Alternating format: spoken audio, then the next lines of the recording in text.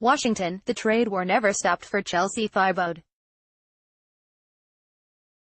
Although President Donald Trump has pushed a tariff truce of late to help calm global markets, imposing no new levies since September, the Fort Worth roofing company owned by Thiebaud and her husband is among the many businesses still reeling from import duties already in place. It's a financial burden that grows every day, with TEK Roofing Systems taking a hit that now totals well into six figures. "We've just eaten it," said Thiebaud, whose company has laid off one of its 8 employees and taken out high-interest loans to cover a 25% tariff that went into effect in August on stone-coated steel roofing imported from China. "It's not great. That kind of pain lingers all over Texas as many companies face the false choice of shouldering unexpected costs or passing along the burden to consumers or seeking relief through an unforgiving bureaucracy, or even confronting the sometimes impossible task of seeking new supply lines." Adding to their frustration is the growing sense that the tariff toll has faded into the background amid myriad trade negotiations and, more broadly, an unrelated federal government shutdown over border wall funding. All of the import levies that Trump imposed last year remain in effect. All of them. The duties on washing machines and solar panels from across the globe. Those on steel and aluminum, even from key trading partners such as Canada, Mexico and the European Union. And those on about $250 billion in goods imported from China. The tariffs, which have prompted tit-for-tat retaliation from other countries, or taxes paid by U.S. businesses and consumers. Tariffs Hurt the Heartland, a coalition of business and farm groups, has calculated that Texas companies have paid $1.1 billion in additional tariffs on products subject to Trump's import levies through October, the most recent month with available data. Many business owners in Texas and beyond have simply been left to scour the news for updates on trade negotiations with China and other countries, a positive development one day, a negative one the next, as the bills pile up. "This is a ticking time bomb," said Ralph Bradley of Jamie Inc., a Fort Worth auto parts importer swamped by tariffs. "I don't know why everybody is like, things are okay right now. They're not. They're bad as they've ever been, and they're about to get worse." Texas remains on the front lines of any trade tiff, thanks withstanding as one of America's top trading states. Tariffs on goods coming into the U.S. snag a wide variety of Texas businesses, ranging from automakers to semiconductor manufacturers to coffin retailers. Tariffs on goods heading out of the U.S. likewise sting, hurting farmers, ranchers and many other Texas business stalwarts. But Trump's trade war has somewhat slipped from the political forefront, and not just because Washington ground to a halt with a record-setting partial government shutdown. After months of market-rattling trade bluster and escalating tariff antes between the U.S. and some of its biggest trading partners, the president late last year settled into an uneasy pause on what has become one of his defining policy pushes. He agreed to a détente with the EU to allow new trade talks. He signed off on a reboot of the North American Free Trade Agreement, calling it the U.S.-Mexico-Canada Agreement. He postponed stiffer tariffs on Chinese goods so negotiators could take another shot at an accord. Texas companies paid $654 million more in tariffs this summer than the last amid Trump's trade war. Trump says it's all part of his plan to get better trade deals, correcting what he says has been a long history of other countries ripping off the U.S. its workers. "We are replacing one-sided, unfair trade deals," he said this month at the American Farm Bureau Federation's annual convention, focusing especially on China. "We're working on that very strongly.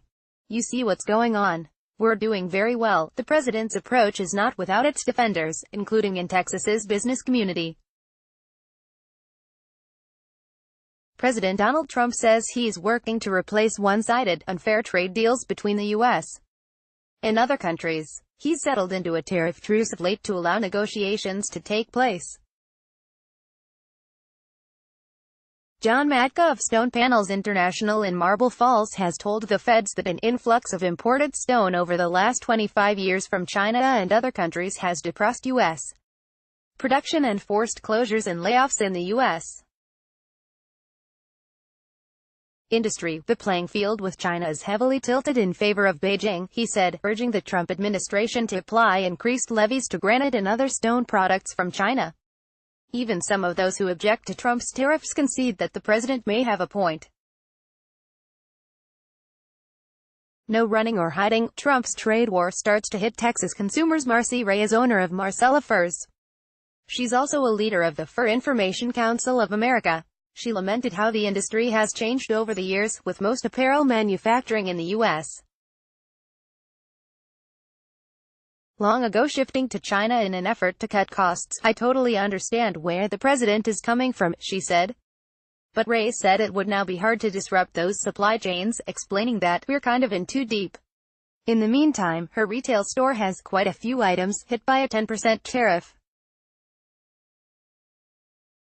It's not enough to do a great deal of damage yet, but the costs add up, she said. We're just holding on tight, she said. That's the rub.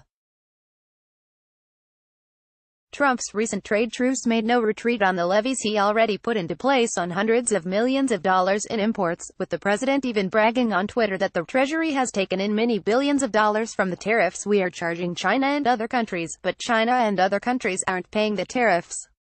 And while the recent trade peace has stoked optimism about a real breakthrough, particularly amid reports that some Trump officials are talking about rolling back levies, those paying the duties are scrambling to get by. Just ask Thiebaud. She's figuring out when the tariffs, which cover goods central to her company's business model, will require TEK Roofing Systems to take more drastic action. It's already creeping up on there, said Thiebaud, who's facing a double whammy because the government shutdown prevented her company from refinancing the high-interest loans it took out to cover the tariff costs. Not too much longer. So much money on the line, no corner of Texas untouched as Trump's tariffs set off trade war with China. Many Texas companies are now turning to the Trump administration for a reprieve in the form of a tariff exclusion. In a similar way, Texas farmers and ranchers hit by retaliatory tariffs have been applying for financial aid via a Trump program. There are different processes for different tranches of tariffs, with Trump offering no relief for the levies on a $200 billion chunk of Chinese goods. TEK Roofing Systems is among the many companies awaiting a decision on an exception to levies on Chinese goods. Oil and gas companies in Texas have had some success in winning carve-outs on steel duties, though that process stalled amid the government shutdown. Some companies, though, are out of luck. Tech Industries worker Skylar Thiebaud grabs a stack of stone-coated trim flat sheets for forming at the Fort Worth, Texas facility, Friday, January 24, 2019. Tech Industries manufactures stone-coated steel roofing with materials made and shipped from China. The material comes with a hefty tariff imposed by the United States and President Trump. Tom Fox, The Dallas Morning News, officials at Richardson-based TraStar Inc. had sought an exclusion for LED traffic signal lights imported from China, explaining that the tariffs could jeopardize contracts it has with government agencies like the Texas Department of Transportation and even necessitate layoffs. The imposition of a 25% tariff will levy a tremendous detrimental impact on our business, TraStar officials told the feds. The exclusion request was denied. Other business owners in Texas have spanned the globe to stem the tide of Trump's tariffs. At Jamie Inc.